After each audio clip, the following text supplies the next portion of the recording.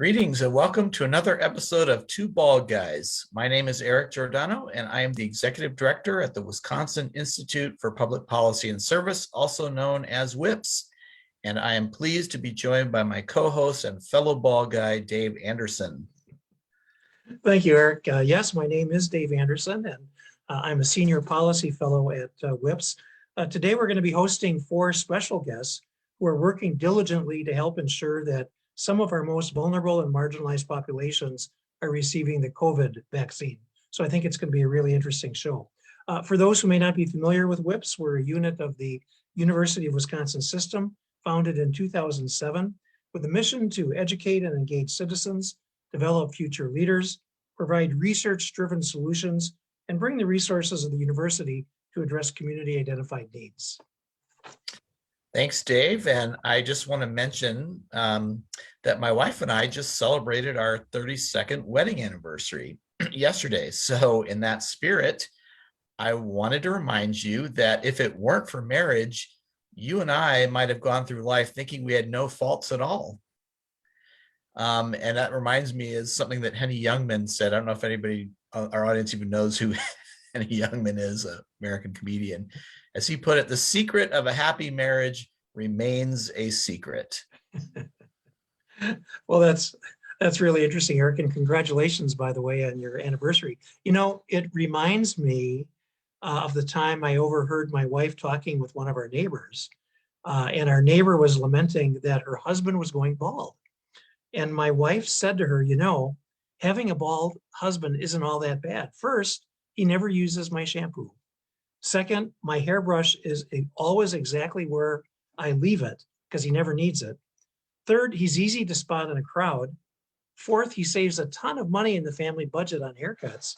And fifth, he'll never have as much gray hair as a lot of other older men do. So there you go. You know, it's just all a matter of perspective, isn't it? Well, I thanks for sharing that, Dave. And it kind of reminds me of something I wanted to share with you, which is I was on a trip recently and I got home from the trip just a day ago and my car battery was dead. And Dave, I wanted to thank you for coming over. This is true, right? And giving me a jump start. I mean, you did great work and I got my car started. So I really appreciated that. And I only wish, Dave, that your jokes were as competent as your ability to jumpstart cars. That's all I have to say about that. Well, there we go. But I do appreciate you nonetheless, Dave. Now, if our audience members have any words of wisdom for us in the form of jokes or puns, you can put them in our Facebook chat, or you can email us at info@wips.org. That's info@wipps.org. And now it's time to give a shout out to our producer, Luke Rudolph, our long-suffering, incredible producer, marketing coordinator, chill hop DJ, and token representative of an attractive younger demographic. Thank you, Luke.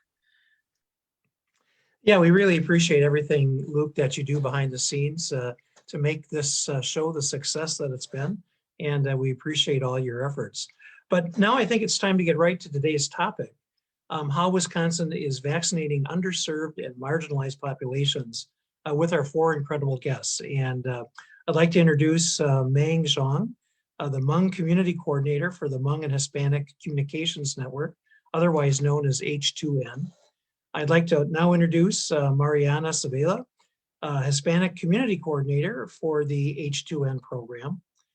Itza Vargas, Director of Nursing at the 16th Street Community Health Center, and Melody McCurtis, Deputy Director at the Metcalfe Park Community Bridges organization. So welcome to all of you.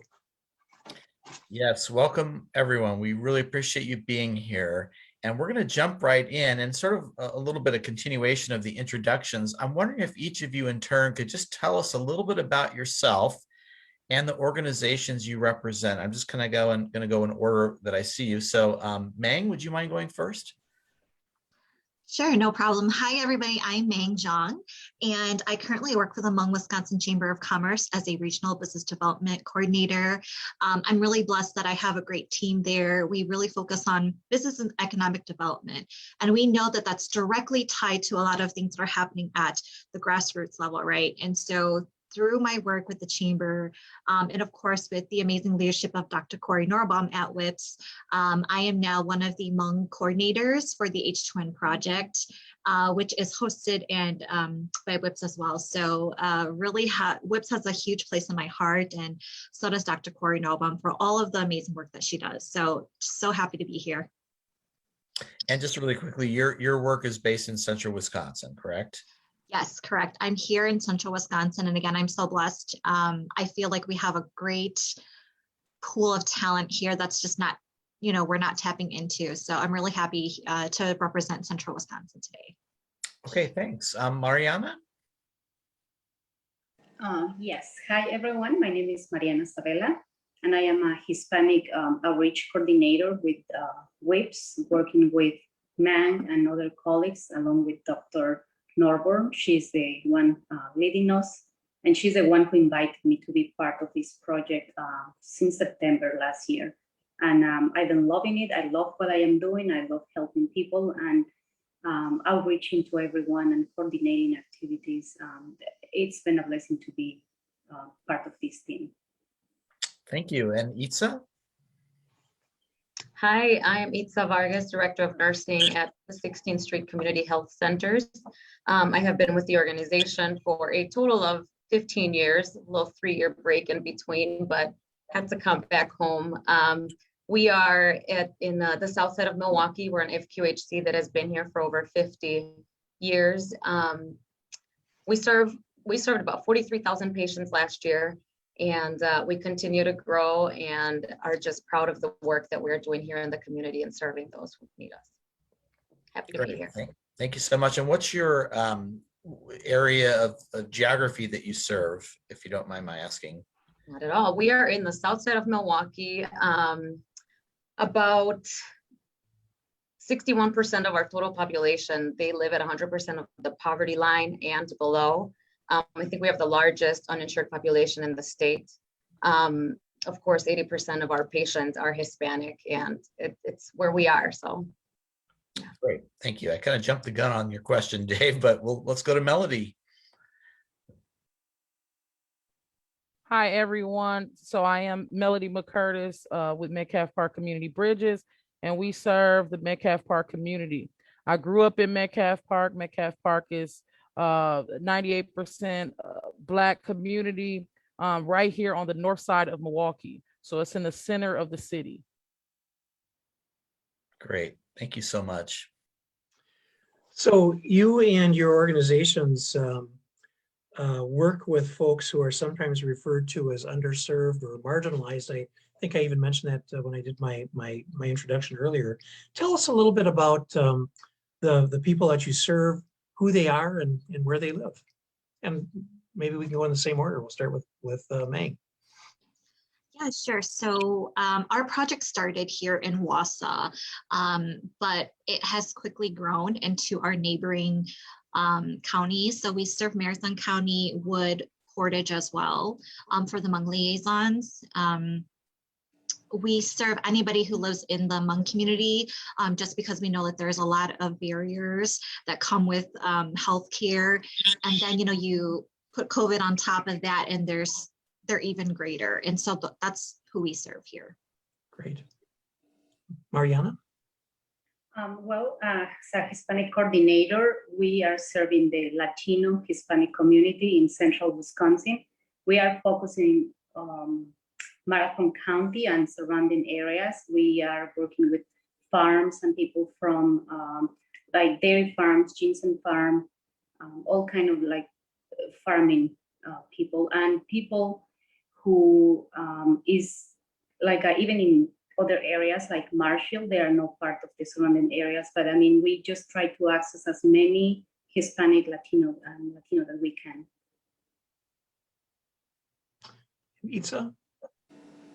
Yes, as I said before, we're in the south side of Milwaukee, and we serve largely the Hispanic and Latino community living in the south side of Milwaukee. Most of our patients live at that 100% of the poverty line and below. We have the largest uninsured population in the state. About a quarter of our patients report that they are uninsured, along with more than half receiving benefits through Medicare and Medicaid.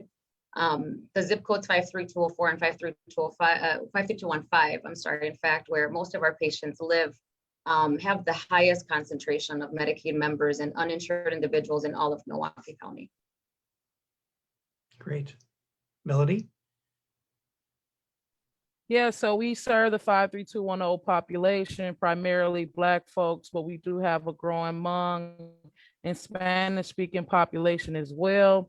And our neighborhood is beautiful, but when we break it down to the data, our folks' medium income is $24,000 a year. We have 76% renters, and renters are really doing a lot of the work to build their community up the way they want to see fit.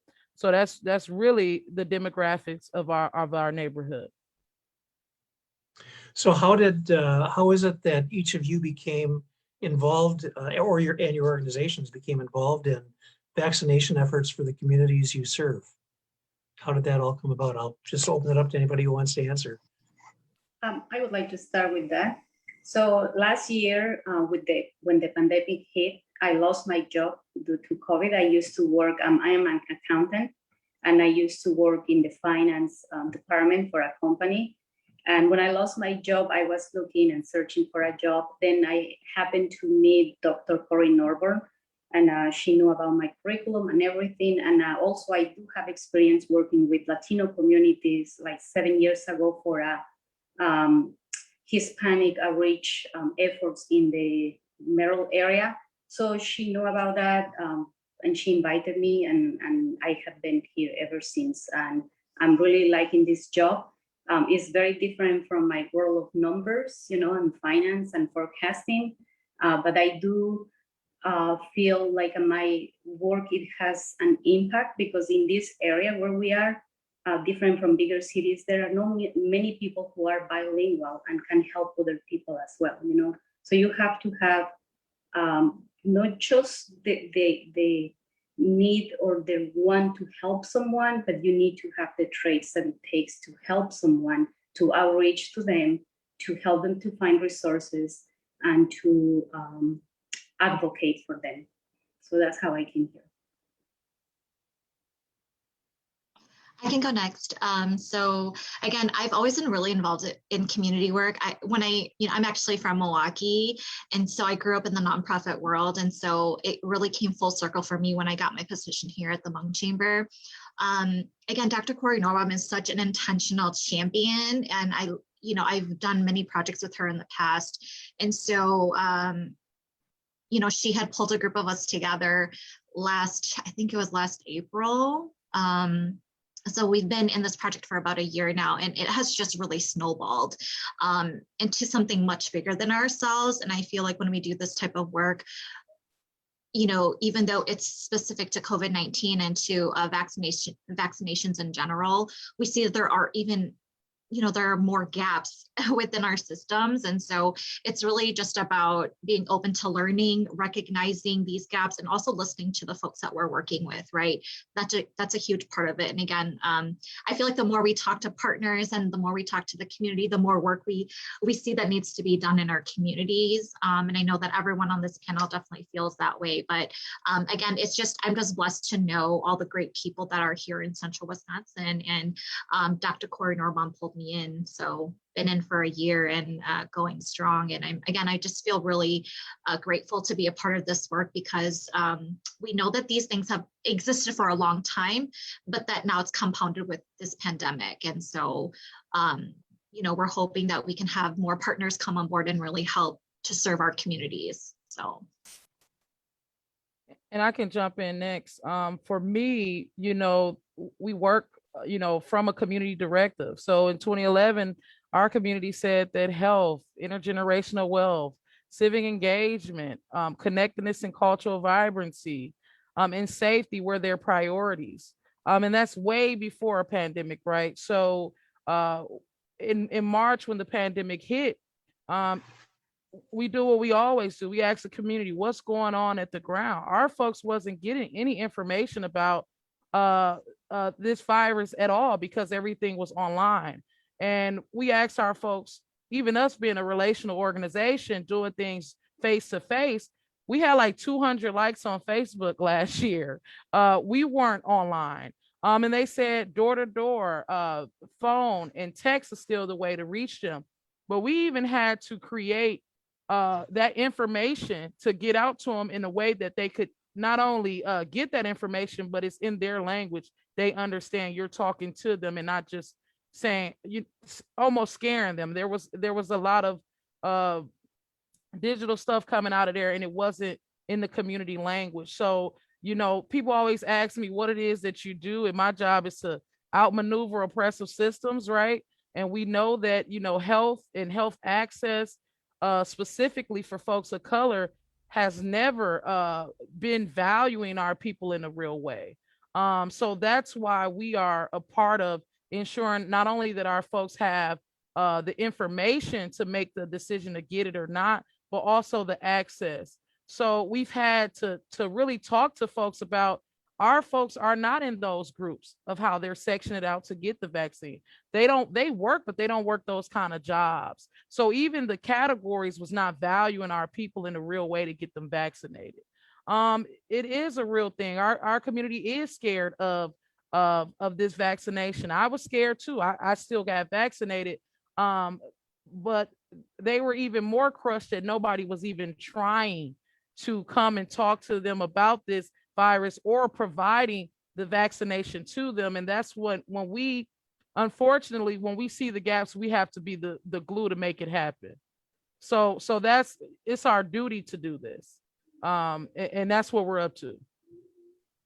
Well, and I'll go right off of that, Melody, because it is as a federally qualified health center, and just being who we are in the community and the people we serve, it's our responsibility to be, that place where people know they can go and get what they need and respond to the needs of the community. Our zip codes at one point were in that red zone, that we were the hotspot of COVID when it was, prevalent in Milwaukee. And so our job was to respond and be ready for whatever was happening. So it was COVID testing. A lot of places were closing clinics because people were like, okay, wait, we can't function. The staff, people were losing jobs, people were getting sick. And our response was the opposite. We were pivoting and changing every week, trying to stay up to date with what was going on. And we tested thousands of people, and that's what we needed to do, not just test, but also follow up and make sure they were getting the care that they needed. So our social services department was responding to helping patients with resources, as well as our providers and the people out in the community. And so it's just kind of the core of who we are. It's who we are in the community. People come to us for their needs. And so it's just that responsibility to be there and ready as things change and as things move. And once testing slowed down, it's like, okay, what do we do now for vaccinating? We need to make sure that we have access. So staying on top of webinars and anything the state was putting out there, one of us from our team needs to join and bring back information so that we can stay ahead of what it is that our community is going to need and how do we get them there. It is our responsibility. It's our duty, because that's why we're here. Sorry, I had to unmute there. Great. Thank you so much for sharing that, all of you. Now, Melody and Mang in particular, you guys mentioned that some of these disparities in health and across oppressive systems that you mentioned predated COVID, right? I mean, but what COVID did, though, we all know this now, is exposed a lot of these disparities in ways that some people had not known about or seen or chose not to see, maybe in our health systems and in health outcomes. So can you tell us, all of you, just a little bit about what you're seeing on the ground, like in the communities you serve? Like, what are these communities facing when it comes to health needs, or maybe other basic needs that COVID just sort of, highlighted or exacerbated?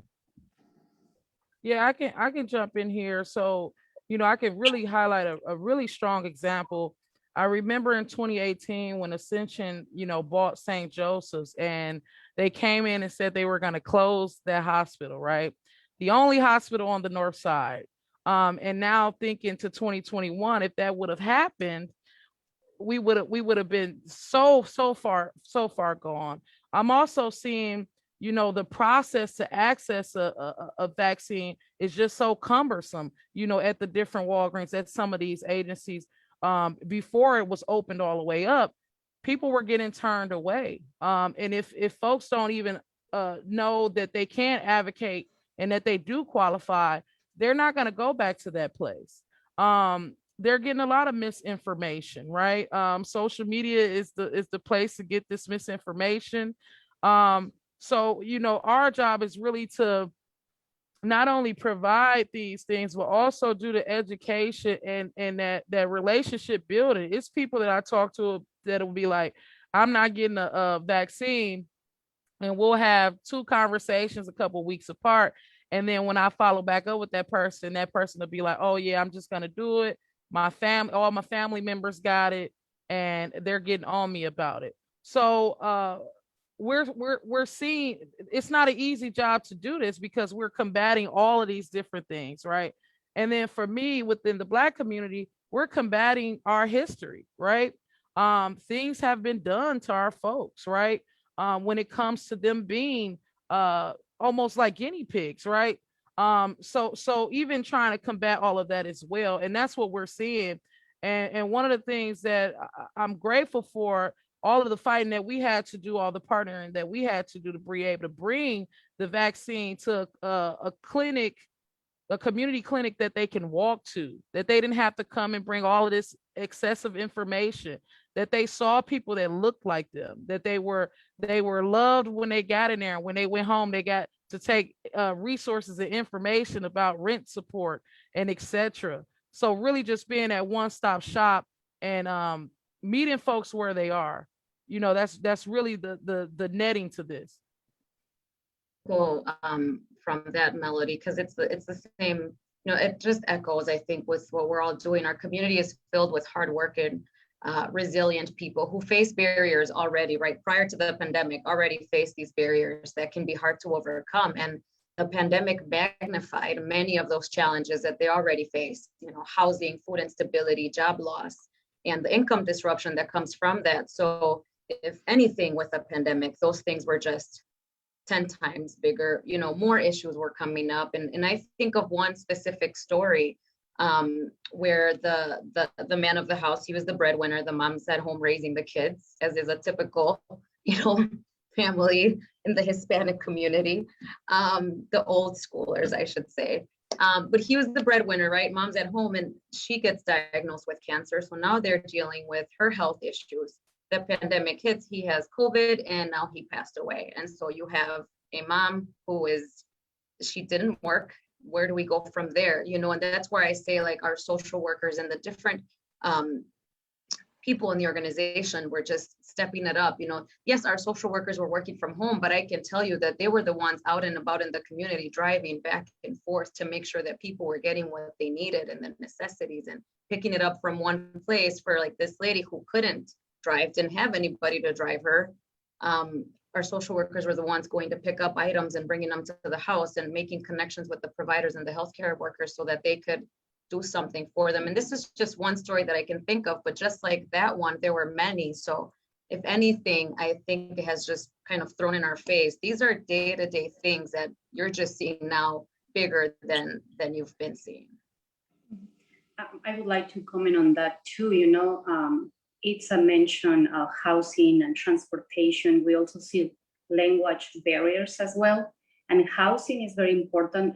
The Latino and Hispanic families, most of us will live in a house with several generations, so you can have the grandparents, the parents, and the grandchildren, and maybe the great-grandchildren. So if someone in that household gets COVID, and they are not going to be able to isolate or to separate, or they don't have a house with 2 or more bathrooms that they can completely isolate, So now this is a circle where it hits everyone. And then if you have the traditional family where just the dad works and the mom watches the children, the income, it gets very low, it gets very tight. People, and I've seen this with the community here that we are serving.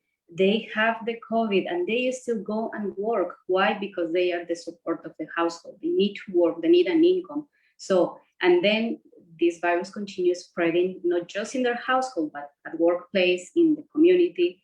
And it's a circle, a cycle that doesn't stop, unfortunately, but it goes along with healthcare, transportation barriers, language barriers, occupation, income, housing. There are so many things that you need to tie and make the whole thing. Unfortunately, that's how the cycle works. And I think what we're seeing, right, is that this is why industries shouldn't work siloed, right? That everything affects the other thing. And so we really, really need to come together and work together to see how we can better serve all of our community members, right? Like that's huge. All of these wonderful panelists already touched on all of that, but yeah, it's if I don't speak the language and I already don't have trust within our healthcare systems and I don't have access to this information, then how am I going to know how to best protect my family, right? And then if I'm the sole if I'm the sole provider and then I have to, choose between feeding my kids and paying my bills or whatever that looks like on top of having, this pandemic, that's when all, people's worlds can crash really easily because our systems are not built with equity, right? And so the other part is, there are a lot of resources, but it's not just putting it in front of somebody, right? It's making sure that they understand it, how to navigate it. All of these things matter. People and process matter. And I think that COVID-19 has just really brought that to the forefront as well, is that if we don't invest in our people and we don't invest in the process so that it makes sense to our people, nothing's going to work, right? And again, this is why it's so important for healthcare systems to work with local partners, as well as, our folks at the state level, they need to work with local folks, because if you do not do that, we're never going to be able to have equity within our systems. And also the cultural competency as well. That's, again, really important. Trusted messengers is huge as well, right? Again, because of that lack of trust within our systems. And so it's so important to have, local clinics like where Itza works and organizations like where Melody works, so that we can truly be that trusted messenger. So folks know that, hey, if I need something or if I have a question about something, I can, go to my trusted messenger to provide me the information that I know that makes sense for me, because it's in my language and they care and they are going to sit down with me and hold my hand through this process, because that's what it takes also to build these relationships, right? And to build better systems.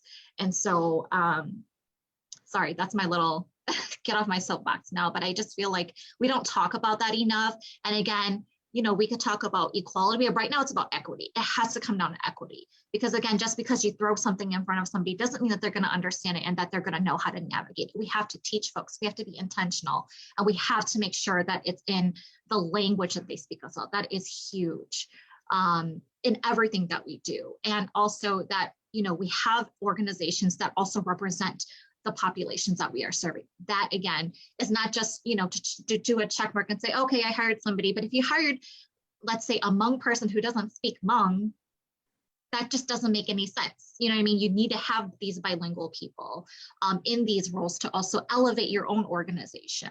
And so I'll just stop there. Can I just add a little bit to that as well? Even knowing that our community is almost completely black, we still have to be mindful as well. So we had to reach out to some of our partners across the state and say, hey, can you guys translate this into Spanish and into Hmong, because we want to reach our folks. When we text people, I'm able to convert over what I'm saying into that language and text folks, and I was able to connect with Spanish speaking folks that was like, thank you. I couldn't go anywhere to get vaccinated, and they were able, and I kept following up with that person, and they were able to get vaccinated, and the whole family was too. So the language is also a barrier, and it's critical. And I think that all of our cultures have a specific language as well that's critical too. Black people have their own language, and some people won't be able to speak that, right? So that I'm really glad that you raised that point. Wow, that's really helpful. Thanks for sharing, all of you. Now, Luke, our producer, is going to put on the screen some numbers. This is some data that's collected, I guess, weekly, right, by the Department of Health Services in Wisconsin around COVID vaccinations. And I had asked you guys a little bit ahead of time to just kind of take a look at what we're seeing. And I'm just wondering if, as we look at these numbers, can you guys see them okay? I just love to have you maybe comment on, like, so what is your assessment of how we're doing as a state when you look at these numbers in terms of whatever age, race, ethnicity, sex? What kind of comments do you have about this? I would like to comment in regards to age. As we can see on that chart, is a very, let me see, is a very, very small percentage on like younger than 16 or 18. So that's, and I would say that right now, those younger people, like a younger than 30, younger than 18, those are the ones who are getting less or more hesitant to be vaccinated. And I think that's the effort that we need to work here, and we need to focus on those. Personally, right now, here in H2N, we are developing like it's an promotional video and advertising to promote and to encourage the young and the youth to be vaccinated, because they might not understand that if they don't get vaccinated, they are going to be contagious and infect other people, like maybe not their grandparents, but now younger generations, younger family members, like children. We know that this vaccine, none of the vaccine right now is available for younger than 16, but we are also seeing those numbers for people having, I work at the health department. I just left a few weeks ago, and I was amazed the amount of babies, like 0 to 15-year-old, that they are being infected by the virus. So we really need to work hard and focus on those young population. I would like to jump in as well. When I look at this, I look at how BIPOC folks were not prioritized, right? This is what happens when they're not prioritized. I wrote an op-ed like a month ago in the neighborhood news service about my experience getting vaccinated and my community's experience. And, something that we could have did as a state, when this vaccination came down, I said that BIPOC, homeless, and seniors should have been prioritized. That should have been the how they broke down the grouping, right? Because now it just got opened up in April.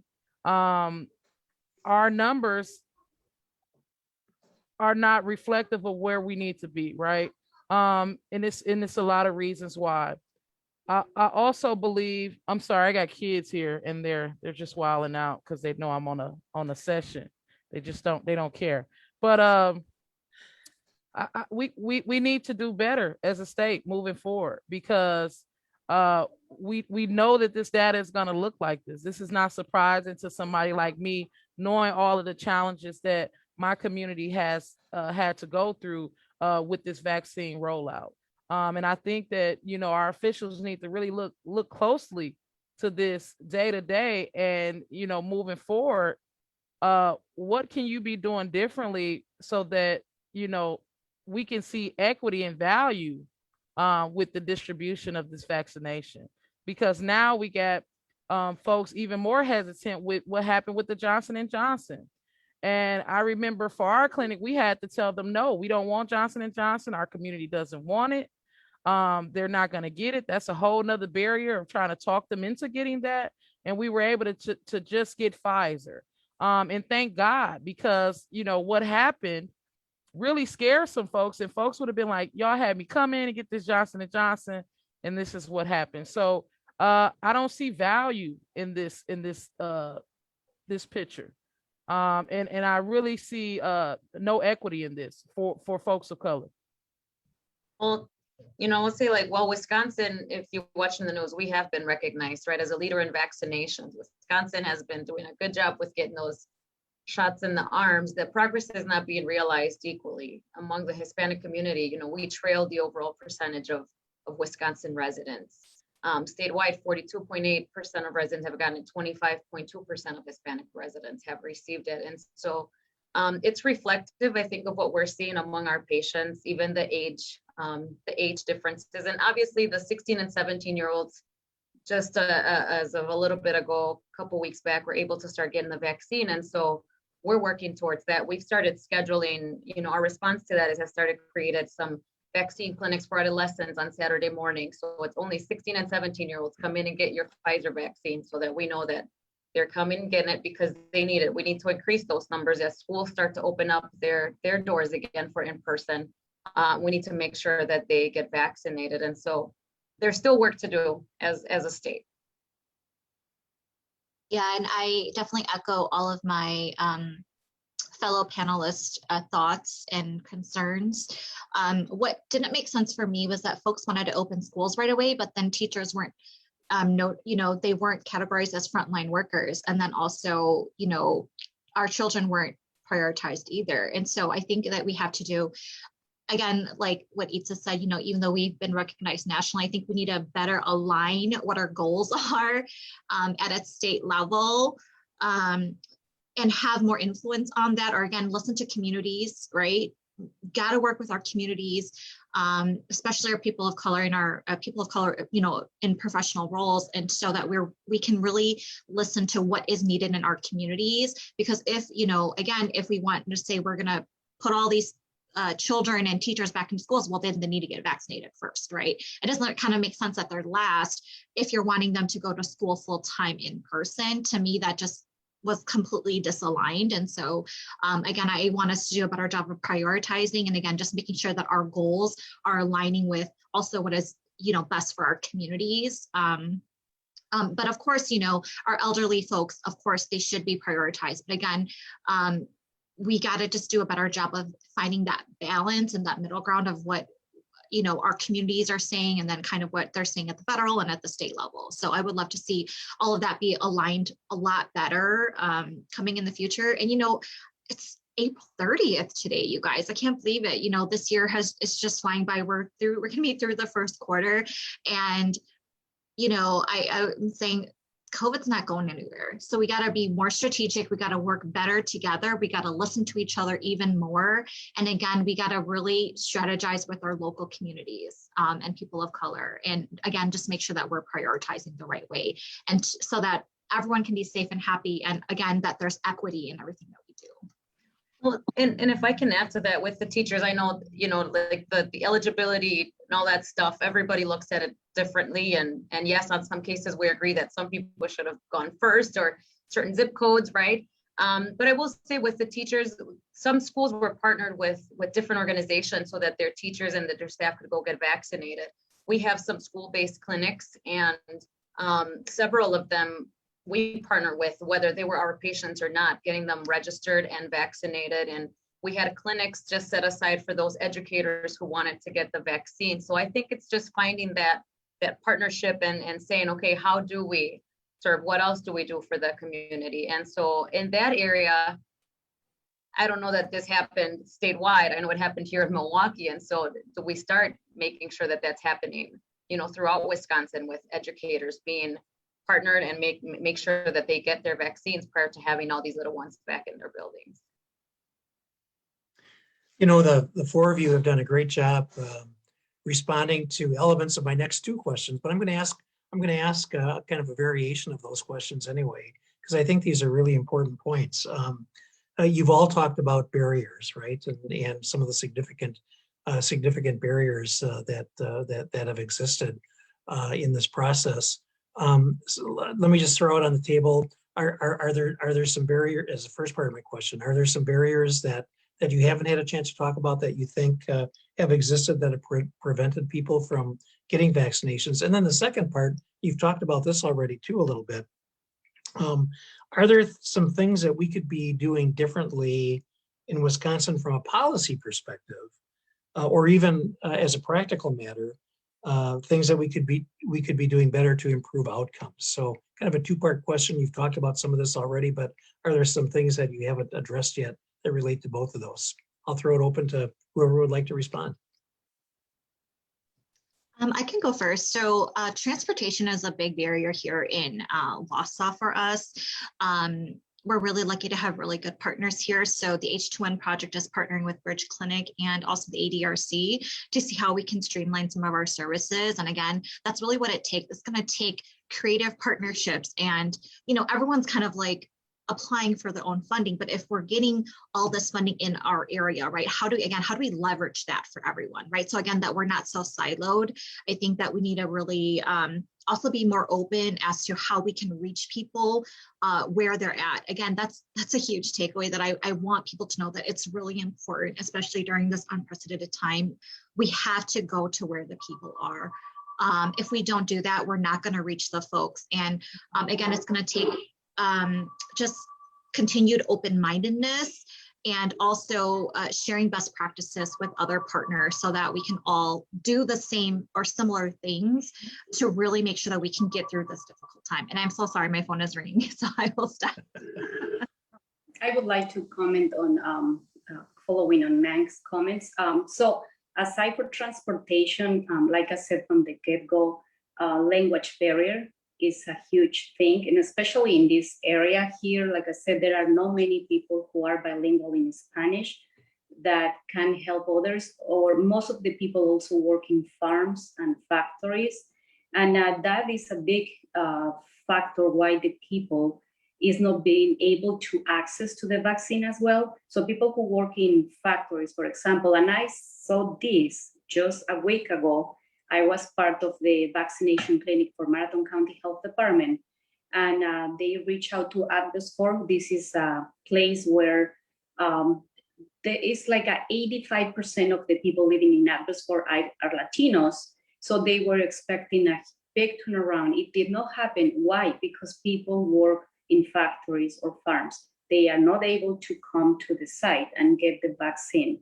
So, and now also the hours were not the best for logistics. So really transportation, occupation, what do they do for a living? I mean, it has to do a lot if they can access easily or not to the vaccine. That's why with the H2N, we are working on mobile clinics where we can go to the workplace and have this done. So we're really working hard on that with all the colleagues, all the team.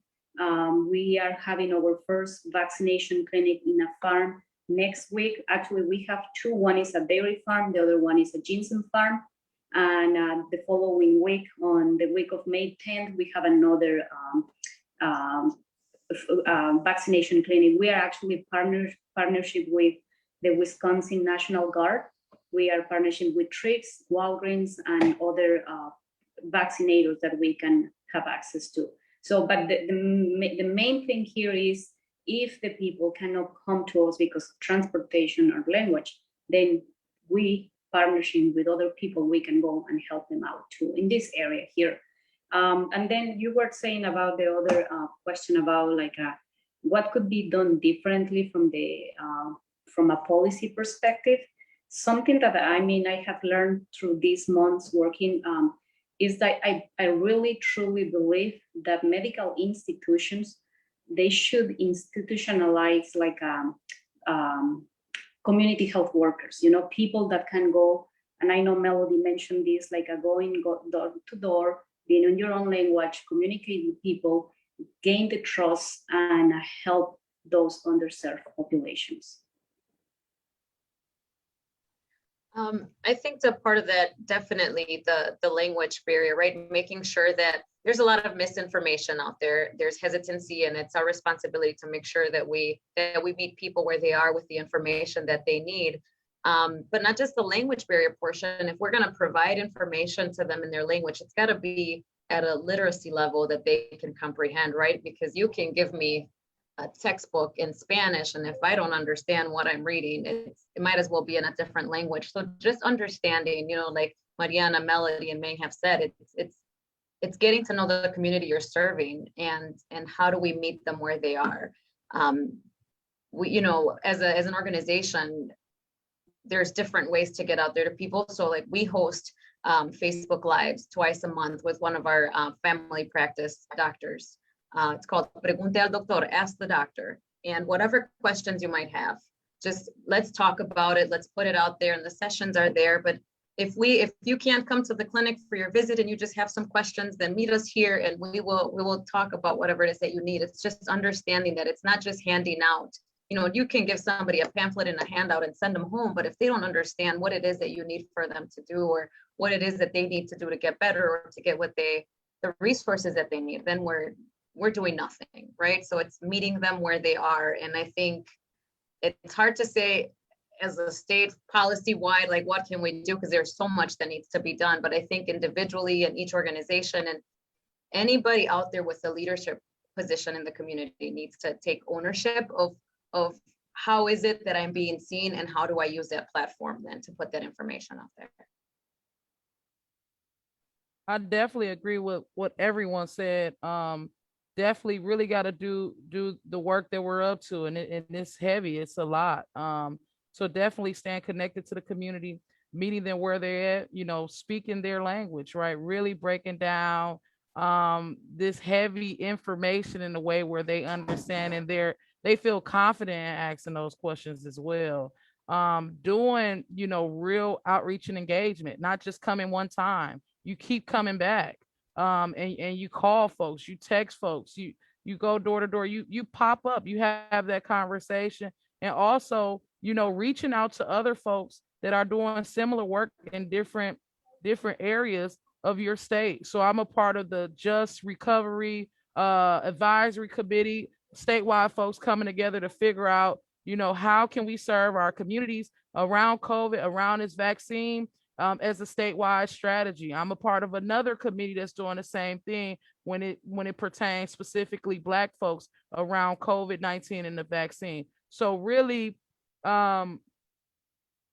sharing, really connecting, really collaborating collectively in a real way to really get what we need done, and that's to keep our folks safe and make sure they have access to prevent them from you know, getting this virus. And that's really what we're up to, you know, providing those clinics that they can walk in and be appreciated and valued and served in the way that I will want to be served. So I'm happy that the Black Historical Society and COA Youth and Family Center are community clinics, and we schedule those out every 3 weeks. So when folks come and do their first shot, that next one they already know, you come back and you do this shot, and you bring a friend, you bring folks, you bring your neighbor that hasn't been vaccinated. So I'm hopeful. And it's crazy that, you know, a year later we're still here. And COVID is not going anywhere. Our old normal wasn't a good normal. So just being honest about that, and really even spending time on imagining what's possible. It's hard to ask people what they need if they don't even understand what's possible, because they've never even had the space or the room to do that.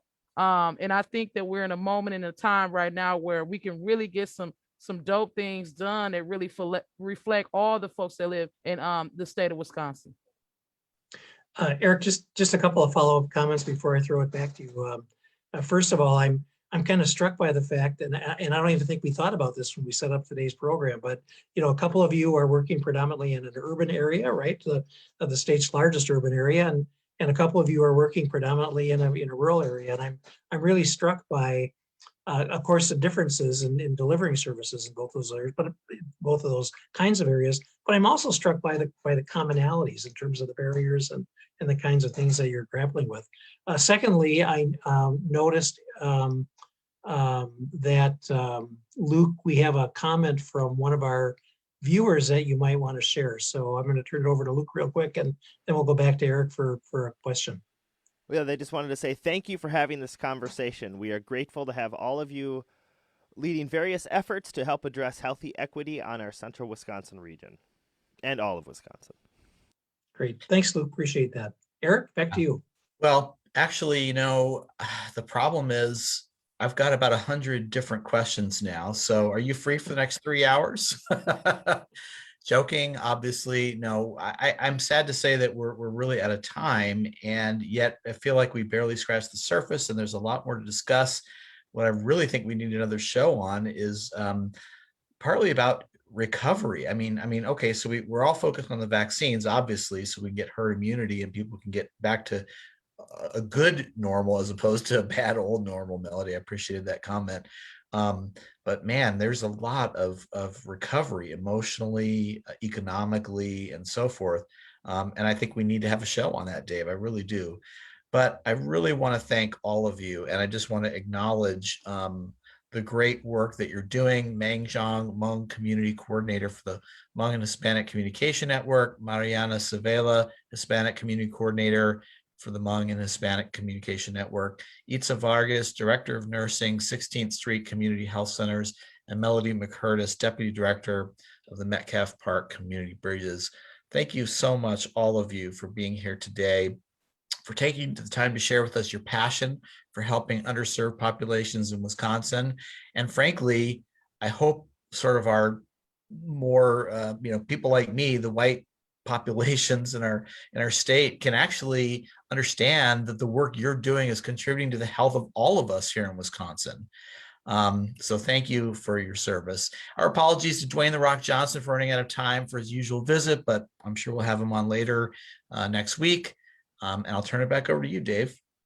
Well, I just want to echo Eric's appreciation to the four of you for being here today. And I, for one, am incredibly impressed with the work that all of you and your colleagues are doing to make sure that everyone in the state gets served the way they ought to be served. And I feel really good about the success of your efforts to date and the success of your efforts in the future. So thank you for being with us to share your successes and your concerns as we look to the future as well. I want to tell our viewers today that we've got another great program lined up for next week, Friday, May 7th, where the next Two Bald Guys episode will focus on student voices in middle school and high school regarding their school experiences this past year during COVID. So tune in to find out what our youth have to say about their school experience and challenges this year. So have a great weekend, everybody, and we look forward to seeing you back next week. Take care.